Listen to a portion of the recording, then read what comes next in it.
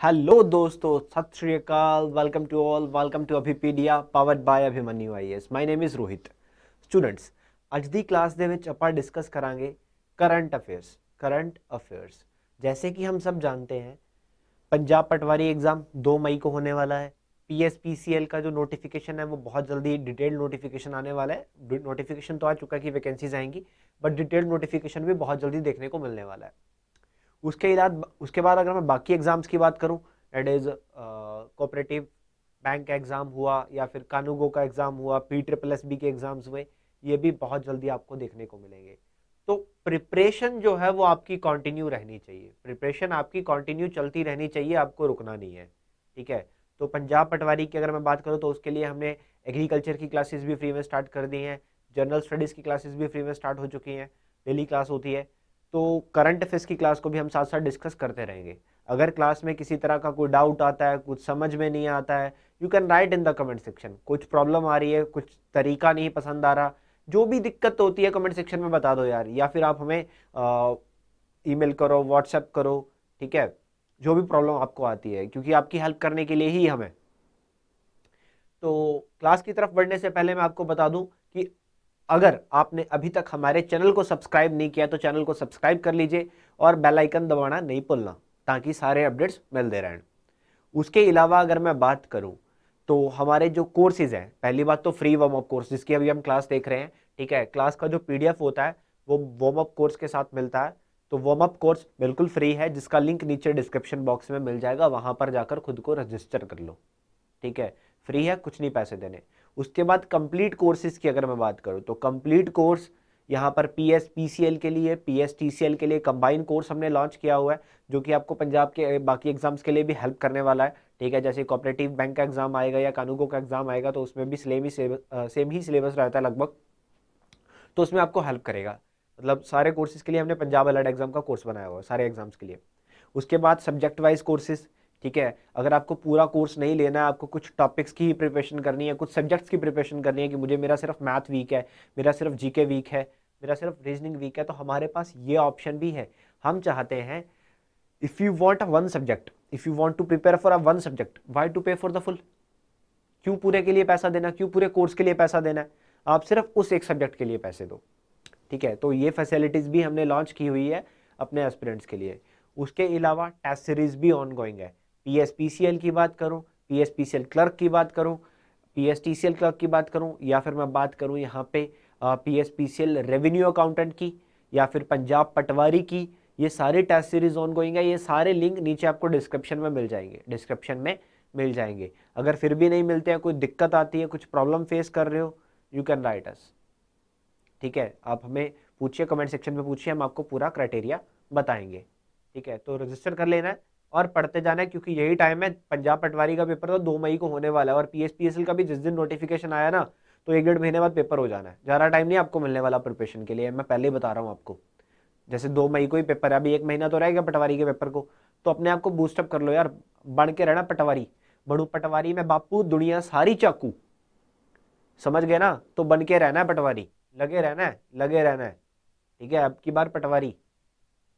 चलिए, अब थोड़ा सा क्लास की तरफ बढ़ते हैं, क्लास को डिस्कस करते हैं, बढ़ते हैं। The most important questions of the current affairs. ठीक है, जो कि पंजाब के एग्जाम्स के अकॉर्डिंगली बहुत ही इंपॉर्टेंट करंट अफेयर्स रहने वाले हैं। जनरल अवेयरनेस की अगर मैं बात करूं, क्योंकि वेटेज अच्छा खासा रहता है करंट अफेयर्स का। आज मतलब कोई भी एग्जाम आप उठा के देख लो, आपको दिख जाएंगे करंट अफेयर्स के क्वेश्चन।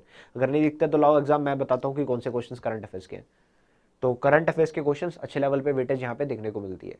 चलिए, अब बढ़ता हूँ मैं आगे, डिस्कस करते हैं क्लास, बढ़ते हैं क्वेश्चंस की तरफ। तो चलिए, पहला क्वेश्चन ये रहा आपकी स्क्रीन पे। Which day of the year is observed as the world water day? इनमें से साल का कौन सा दिन जो है वो वर्ल्ड वाटर डे के तौर पे ऑर्गेनाइज किया जाता है? वर्ल्ड वाटर डे कब होता है? पानी को लेके, विश्व भर में पानी को लेके एक दिन ऑर्गेनाइज किया जाता है। ये दिन क्यों इंपॉर्टेंट होता है? क्योंकि पानी की रक्षा के लिए, पानी की सुरक्षा के लिए। ठीक है, पानी को बचाने के लिए, क्योंकि देखिए दुनिया में जो पीने वाला एक पानी है वो खत्म हो रहा है। ठीक है, पीने लायक पानी दुनिया का खत्म हो रहा है, तो उस पानी का बचाव करने के लिए यहाँ पर, क्योंकि अगर हम पानी को वेस्ट करते गए, इसी तरह से पानी की वेस्टेज करते गए, तो आने वाला जो समय है, आने वाली जो पीढ़ियां हैं, उनको पीने लायक पानी मिलेगा ही नहीं। तो पानी को बचाना, पर्यावरण की रक्षा करना, यही हमारा धर्म है। ठीक है, क्योंकि जो हम नेचर को देते हैं, जो हम कुदरत को देते हैं, कुदरत हमें वापस देती है, कुदरत हमें वापस देती है। तो कुदरत की रक्षा करना, नेचर की प्रोटेक्शन करना, वो भी हमारा एक मानव धर्म माना जाता है। तो यहाँ पर वर्ल्ड वाटर डे कब होता है? वर्ल्ड वाटर डे इसीलिए ऑर्गेनाइज किया जाता है because to the conservation of water. ठीक है, वाटर को हम कंजर्व करें, उसको बचाएं, सेव करें। ठीक है, सेव वाटर सेव लाइफ। तो वर्ल्ड वाटर डे कब होता है? ये 22 मार्च को ऑर्गेनाइज किया जाता है। ये 22 मार्च को दुनिया भर में ऑर्गेनाइज किया जाता है। 22 मार्च को दुनिया भर में वर्ल्ड वाटर डे ऑब्जर्व किया जाता है। 22 मार्च को, 22 मार्च को, ठीक है, वर्ल्ड वाटर डे ऑब्जर्व किया जाता है। और 2021 में ऑर्गेनाइज किए गए इस वर्ल्ड वाटर डे का थीम क्या रहा? It is valuing water. Valuing water, ये इस बार इसका थीम रहा। थीम इंपॉर्टेंट होता है, थीम को लेके भी पेपर में अलग से क्वेश्चन पूछा जा सकता है। ऐसा नहीं है कि आपको क्वेश्चन यही पूछा जाए वर्ल्ड वाटर डे कब होता है, आपको ये भी पूछा जाता है what was the theme of the world water day 2021, that is valuing water. ये भी आपको पूछा जा सकता है। तो क्वेश्चन आपको कुछ भी आ सकता है, आपको ध्यान में रखना है। उसके बाद भारत की अगर मैं बात करूं तो जल जीवन मिशन यहाँ पे चल रहा है। जल जीवन मिशन भारत सरकार ने चलाया हुआ है। इस जल जीवन मिशन का जो टारगेट है मेन, वो क्या है?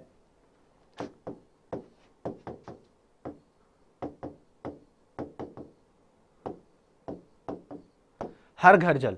हर घर जल इसका मेन टारगेट है, हर घर जल। कब तक? बाय 2024, कि 2024 तक भारत के हर घर में, भारत के हर गांव में, हर स्टेट में, हर राज्य में, हर शहर में, हर गांव में पीने लायक साफ पानी पहुंचे। Tap water, tap water in every house hold by 2024। ठीक है, हर हाउस होल्ड को, हर हाउस में 2024 तक पीने लायक साफ पानी पहुंचाना, ये बेसिकली इसका मेन टारगेट है 2024 तक। 2024 तक तो हर घर जल बाय 2024। ठीक है, और पानी को लेके हमारे जो मंत्री हैं, भारत की बात कर रहा हूं मैं, the union cabinet minister for the drinking water. ठीक है, ड्रिंकिंग वाटर, या फिर मैं बोलूँ जल शक्ति मंत्रालय। यहाँ पे बेसिकली पहले भारत में वाटर को लेकर डिफरेंट डिफरेंट मिनिस्ट्री थी। Ministry of river, ministry of Ganga rejuvenation, and उसके बाद ड्रिंकिंग वाटर एंड रिसोर्सेज। ठीक है, ministry of drinking water and sanitation, ministry of water resources, not drinking water resources, ministry of water resources, ministry of drinking water and sanitation. Different different bodies work, different different ministries काम करती थी। But Modi सरकार ने 2019 में इसको मर्ज करके एक ही मंत्रालय बनाया, दैट इज जल शक्ति मंत्रालय। तो जल शक्ति मंत्रालय के हमारे जो मंत्री हैं, इनका नाम है गजेंद्र सिंह शेखावत। गजेंद्र सिंह शेखावत जोधपुर राजस्थान से लोकसभा के सांसद है ये। तो वैल्यूइंग वाटर, ये ध्यान रखना है, 22 मार्च को होता है वर्ल्ड वाटर डे। कोई डाउट हो कमेंट सेक्शन में बताइएगा। अब आगे बढ़ता हूं अगले क्वेश्चन की तरफ। अगला क्वेश्चन ये रहा आपकी स्क्रीन पे। Name the winner of the best actress award at the 67th national film awards. देखिए, फिल्म की, यानी कि जो हमारा फिल्म सेक्टर है, ठीक है, फिल्म इंडस्ट्री है, उसमें जो लोग काम करते हैं, जो अभिनेता, डायरेक्टर, प्रोड्यूसर, सिंगर, ठीक है, राइटर, जो भी वर्क करते हैं, आर्टिस्ट जो वर्क करते हैं, उनको भी केंद्र की सरकार के द्वारा पुरस्कार दिए जाता है, जिसको हम बोलते हैं national film awards. National film awards. तो इस साल राष्ट्रपति के द्वारा, भारत के जो राष्ट्रपति हैं वो राष्ट्रीय अवार्ड्स को प्रेजेंट करते हैं, तो राष्ट्रपति के द्वारा 67th national film awards confer किए गए हैं। तो इनमें से किस अभिनेत्री को यहाँ पे 67th नेशनल फिल्म अवार्ड्स में बेस्ट अभिनेत्री का पुरस्कार दिया गया? कौन सी अभिनेत्री यहाँ पे थी जिसको बेस्ट एक्ट्रेस का अवार्ड दिया गया? ये अभिनेत्री थी कंगना रनौत। जी हाँ, बेसिकली अपनी कुछ स्पीचेस के कारण आजकल क्राइसिस में फंसी हुई है कंगना रनौत जी को ही बेस्ट एक्ट्रेस का अवार्ड दिया गया। एक तो पंगा मूवी के लिए, ठीक है, that is with the Jassi Gill. Second movie जो थी इनकी, दैट इज़ जिसमें इन्होंने लक्ष्मीबाई का किरदार निभाया, मणिकर्णिका, मणिकर्णिका।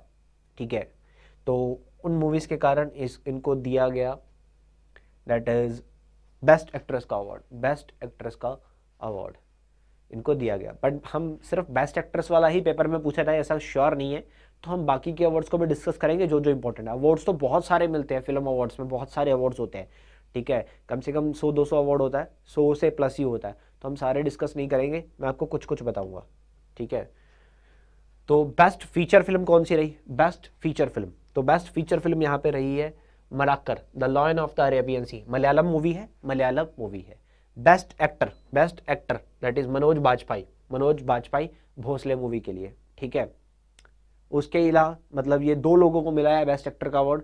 दूसरा अवार्ड मिला है धनुष को मिला है, ठीक है। असुरन तमिल मूवी है ये, असुरन, इसके लिए।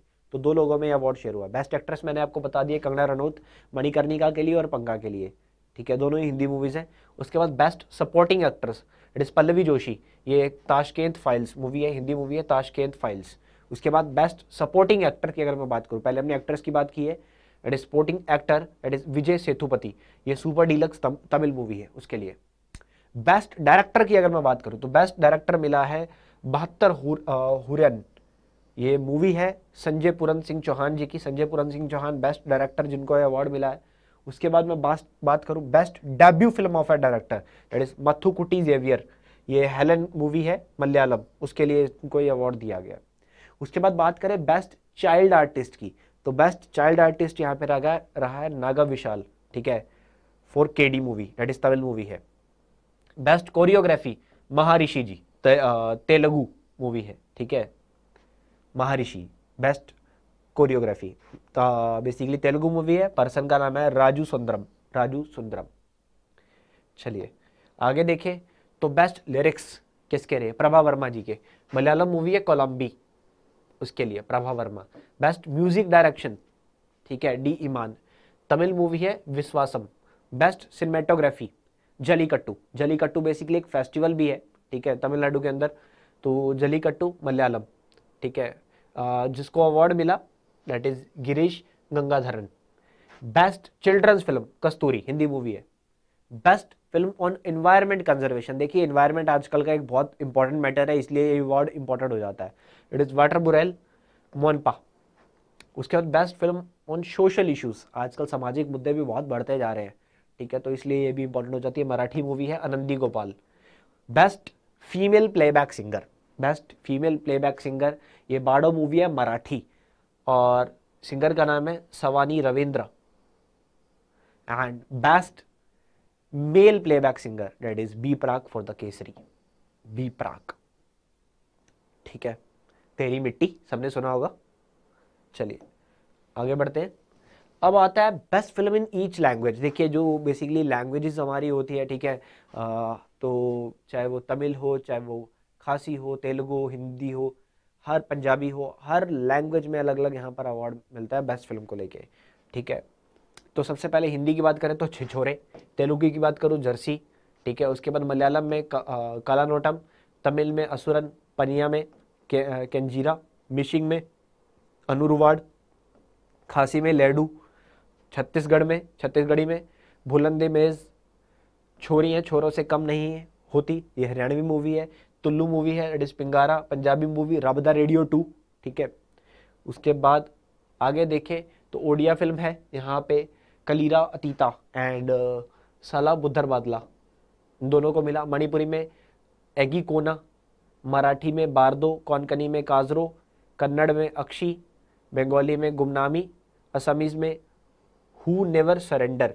एंड स्पेशल मेंशन अवार्ड दिया गया यहाँ पर बिरयानी, जनाकी पूर्व, लता भगवान करे, ठीक है, एंड पिकासो, इन मूवीज को अवार्ड यहाँ पे दिया गया। उसके अलावा कुछ अदर अवार्ड्स की अगर मैं बात करूँ तो कौन सा जो राज्य है वो फिल्म फ्रेंडली स्टेट यहाँ पे माना गया, वो है सिक्किम।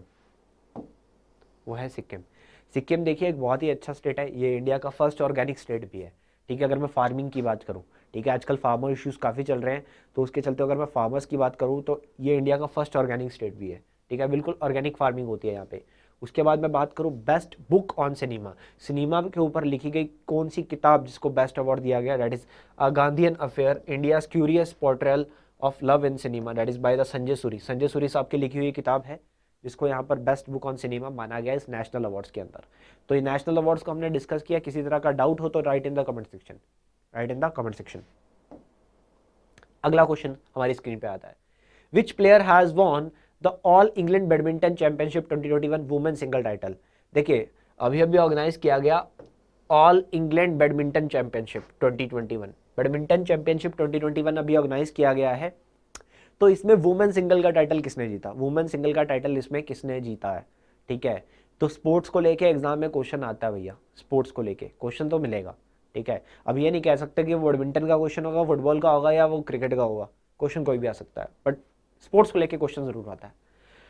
तो best women single title, sorry best कह रहा हूँ, बेस्ट प्लेयर बोल सकता हूँ, बेस्ट बैडमिंटन प्लेयर का अवार्ड किसने जीता, ठीक है, वुमेन सिंगल टाइटल किसने जीता, तो ये है जापान की नोजोमी ओकुहारा।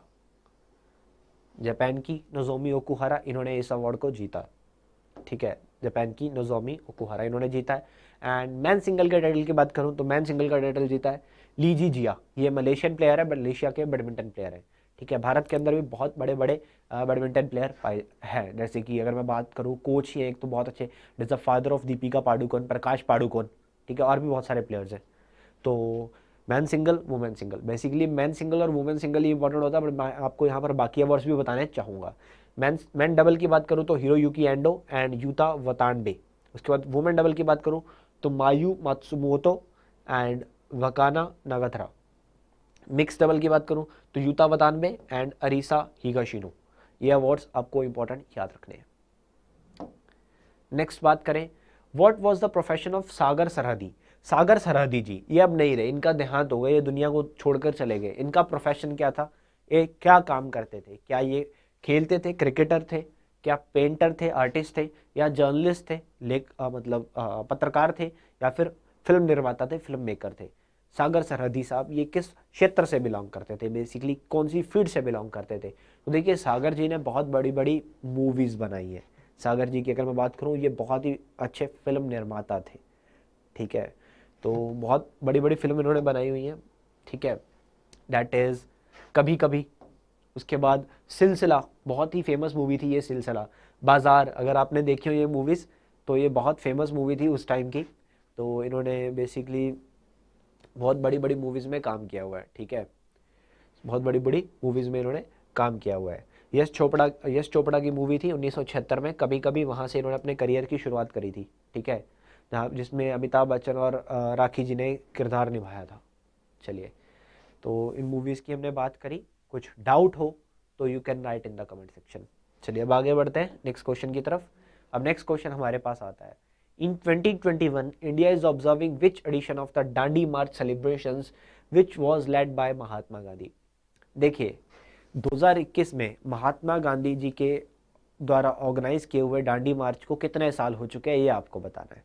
अब डांडी मार्च आपने हिस्ट्री में पढ़ा होगा, ठीक है, डांडी मार्च क्या था, ठीक है, बेसिकली ब्रिटिश गवर्नमेंट के द्वारा कुछ टैक्सेस बढ़ा दिए गए थे, कुछ टैक्सेस लगा दिए गए थे, इंक्रीज कर दिया गया था। तो उन टैक्सेस के खिलाफ महात्मा गांधी जी ने यहाँ पर सॉल्ट सत्याग्रह, बेसिकली डांडी मार्च ऑर्गेनाइज किया था, ठीक है।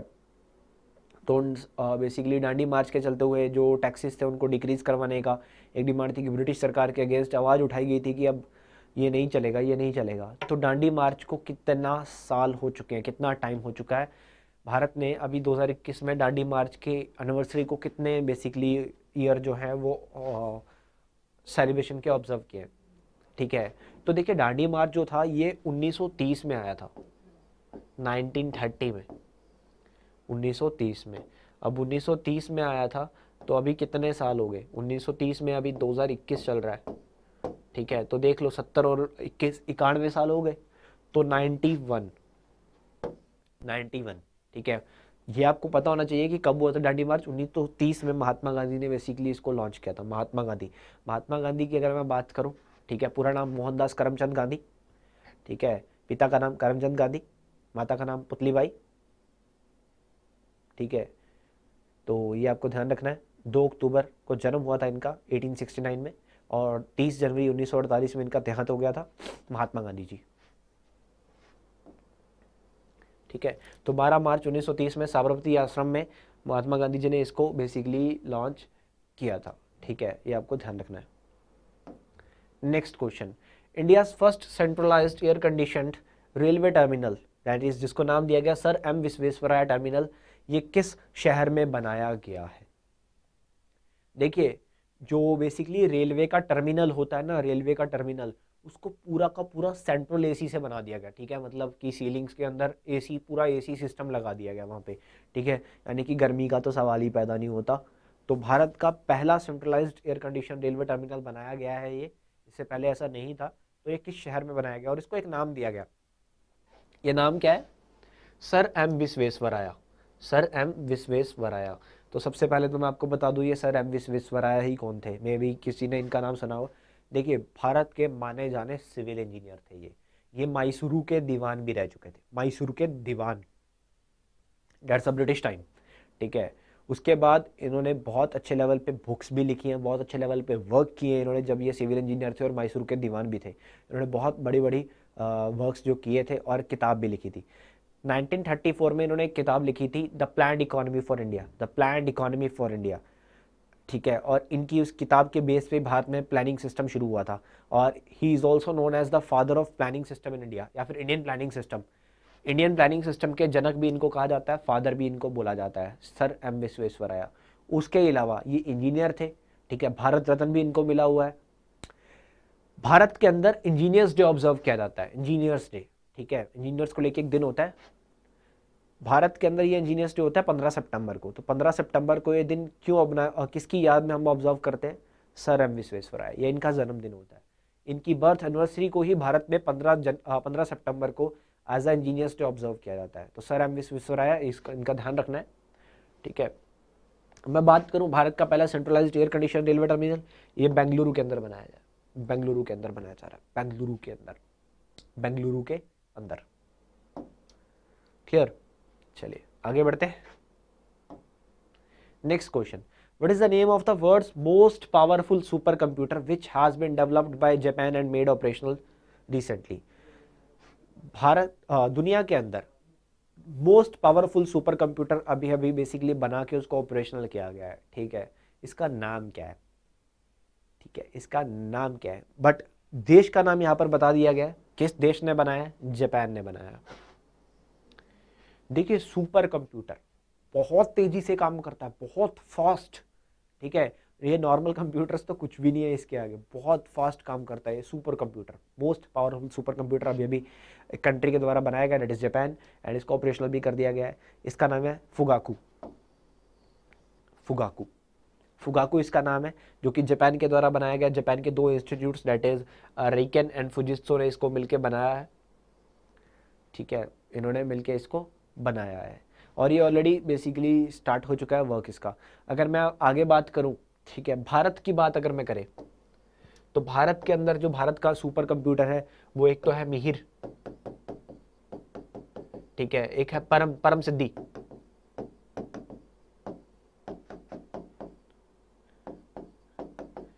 यूएसए की बात करूं तो यूएसए का जो सुपर कंप्यूटर है उसका नाम है सबमिट, ठीक है, जो पावरफुल सुपर कंप्यूटर्स की बात कर रहा हूं मैं। उसके बाद चाइना की बात करूं तो सनवे ताहुलाउट। तो ये कुछ सुपर कंप्यूटर्स हैं जो दुनिया के फास्टेस्ट हैं, बट सबसे फास्ट जो सुपर कंप्यूटर है वो किस देश का, ये ध्यान रखना है, वो जापान का है, जिसका नाम है Fugaku, Fugaku, it is important. चलिए अब आगे बढ़ता हूं, कोई डाउट हो तो पूछ लेना, ठीक है। Next, which day of the year is celebrated as the international day of mathematics. दुनिया भर में मैथमेटिक्स को लेके एक दिन ऑब्जर्व किया जाता है, कब होता है ये दिन, मैथमेटिक्स, मैथ्स, ठीक है, मैथ्स। अब मैथ्स बहुत इंपॉर्टेंट है, बहुत सारे लोगों ने पढ़ा होगा, ठीक है। आज किसी भी कॉम्पिटिटिव एग्जाम्स की बात करो तो हर कॉम्पिटिटिव एग्जाम में मैथ्स की बहुत वैल्यू रहती है, ठीक है। क्वांट बोलते हैं, मैथ्स हम बोल देते हैं, इसकी बहुत वैल्यू रहती है। तो बहुत सारे एस्पिरेंट्स तो ये मतलब बचपन से बहुत सारे स्टूडेंट्स तो ये पढ़ते आए कि x प्लस वाई का whole square is equal to x square plus y square plus 2xy। इसका मतलब क्या होता है, इसका मतलब ये कहाँ यूज़ होता है, ये आज तक समझ में नहीं आया। बेटा मैथ्स जो होता है ना, इसके बहुत सारे यूजेज हैं, ठीक है। One of the main uses of the math is the astronomy, astronomy में इसका बहुत यूज़ होता है, ठीक है। स्पेस पे जाना हो, साइंटिस्ट जो होते हैं वहाँ पर मैथ्स का इस्तेमाल ही इस्तेमाल है, ठीक है। टेक्निकल फील्ड्स में मैथ्स का बहुत अच्छे लेवल पे इस्तेमाल होता है, ठीक है, बहुत अच्छे लेवल पे इस्तेमाल होता है। तो यहाँ पर मैथमेटिक्स को लेके एक दिन ऑब्जर्व किया जाता है, ठीक है, एंड इसका थीम भी था, that is mathematics for a better world, mathematics for a better world, ये थीम ध्यान में रखना। और दिन के बारे में अगर मैं बात करूँ तो ये दिन होता है 14 मार्च को, 14 मार्च को, 14 मार्च को हम इसको ऑब्जर्व करते हैं, और थीम क्या था, mathematics for a better world. अभी तक मैंने आपको इतना बताया। अब ये इंटरनेशनल डे ऑफ मैथमेटिक्स था, बट भारत के अंदर भी एक मैथमेटिक्स डे अलग से ऑर्गेनाइज किया जाता है, that is national mathematics day और मैथमेटिक्स डे हम इसको बोल सकते हैं। ये कब होता है, ये होता है 22 दिसंबर को, 22 ऑफ दिसंबर को भारत में अलग से भी मैथमेटिक्स डे ऑब्जर्व किया जाता है, ठीक है। ये क्यों होता है? That is the birth anniversary of the Srinivasa Ramanujan. Srinivasa Ramanujan, the man who knew infinity, ठीक है, एक बहुत ही फेमस पर्सनालिटी थी, मैथमेटिशियन थे, तो उनकी याद में यहाँ पर 22 दिसंबर को भारत में ऑब्जर्व किया जाता है मैथमेटिक्स डे। चलिए आगे बढ़ता हूँ, अब कोई डाउट हो तो comment section. Next, name the first Indian women cricketer player to cross 10,000 runs marks across all formats. One day international की बात करूं या इंटरनेशनल स्कोर्स की बात करूं तो 10,000 रन यहाँ पर इन्होंने क्रॉस किए हैं ऑल फॉर्मेट्स में। तो इनका नाम क्या है? ये है भारतीय महिला क्रिकेट टीम की कप्तान, जिनका नाम है मिथाली राज। मिथाली राज, मिथाली राज, क्लियर। चलिए अगला question, who has been appointed as the chief statistician of India. भारत के जो चीफ स्टैटिस्टिशियन हैं, इनको किसको अपॉइंट किया गया? ये फोर्थ बेसिकली चीफ स्टैटिस्टिशियन है, ये किसको अपॉइंट किया गया? यहाँ पे इनका नाम क्या है? तो देखिए चीफ स्टैटिस्टिशियन यहाँ पे अपॉइंट किए गए हैं भारत सरकार के द्वारा, इनको अपॉइंट किया जाता है। तो बहुत ही इंपॉर्टेंट क्वेश्चन हो जाता है ये, ठीक है। और स्टैटिस्टिक्स को तो वैसे ही बहुत वैल्यू है स्टैटिस्टिक्स की, ठीक है। तो जीपी समंता साहब, जीपी समंता साहब, इनको अपॉइंट किया गया, जीपी समंता।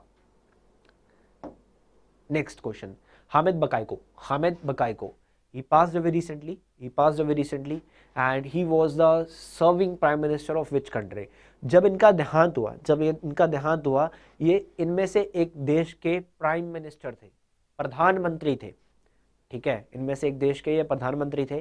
तो ये कौन सा देश था? हामिद बकायको, आंसर करिए फटाफट। क्या घाना था, आइवरी कोस्ट था, मेडागास्कर था या साइयरा लियोने था? कौन सा देश था हामिद बकायको?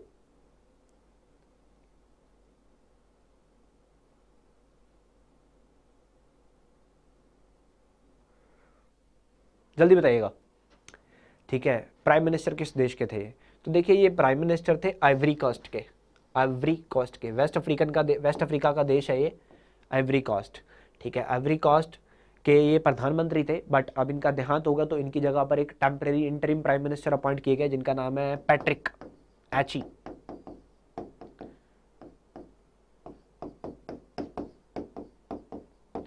ये इंटरिम प्राइम मिनिस्टर है जिनको अभी अपॉइंट किया गया इनकी जगह पे। बट सबसे इंपॉर्टेंट जो यहाँ पर चीज होती है, जब भी कोई कंट्री न्यूज में आती है तो उसका कैपिटल करेंसी आपको पता होना चाहिए, ठीक है, वो ज्यादा इंपॉर्टेंट होता है। तो आइवरी कोस्ट की अगर मैं कैपिटल की बात करूं, वो है याऊसऊ,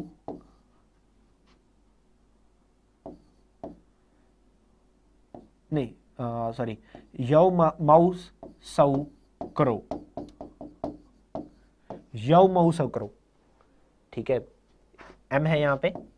और जो करेंसी चलती है वो चलता है वेस्ट अफ्रीकन फ्रैंक,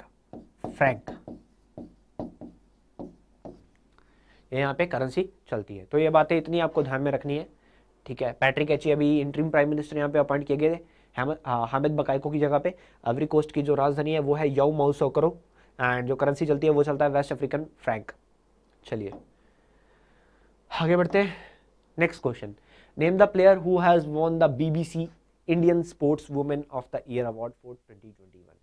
इनमें से किसको बीबीसी के द्वारा Indian sports women of the year award दिया गया? किसको मिला ये अवार्ड? तो ये अवार्ड मिला है द फेमस कोनेरू हम्पी को। कोनेरू हम्पी को ये अवार्ड दिया गया। चेस चैंपियन है ये, चेस प्लेयर है ये कोनेरू हम्पी, जिनको ये अवार्ड दिया गया है, ठीक है, चेस प्लेयर है ये, चेस प्लेयर। तो आज की क्लास के अंदर, आज के सेशन के अंदर हमने कुछ most important questions of the current affairs को डिस्कस किया है, ठीक है। पेपर में इसी तरह के क्वेश्चंस आपको पूछे जाने वाले हैं, तो be prepared for the exam, ठीक है। एग्जाम के लिए खुद को बूस्टअप करते रहो, लगे रहो, रुकना नहीं है, बस चलते रहना है, क्योंकि चलती का नाम ही जिंदगी है। जो रुक गया वो रुक गया, फिर वो ठहर जाता है, ठीक है, फिर वो गैप आ जाता है, फिर वो कुछ टाइम बाद स्टार्ट करता है तो बोलता है यार अब तो पढ़ा नहीं जा रहा। तो रुकना नहीं है, कंटिन्यूटी बनाई रखनी है, पढ़ते जाना है। किसी भी तरह की डाउट आ रहा है, किसी भी तरह की प्रॉब्लम आ रही है, कमेंट सेक्शन बताओ, सॉल्यूशन मिलेगा, ठीक है। फिर भी अगर सॉल्यूशन नहीं है, ठीक है, व्हाट्सएप में, व्हाट्सअप कर लेना, ठीक है। नंबर दे देता हूँ और बताओ।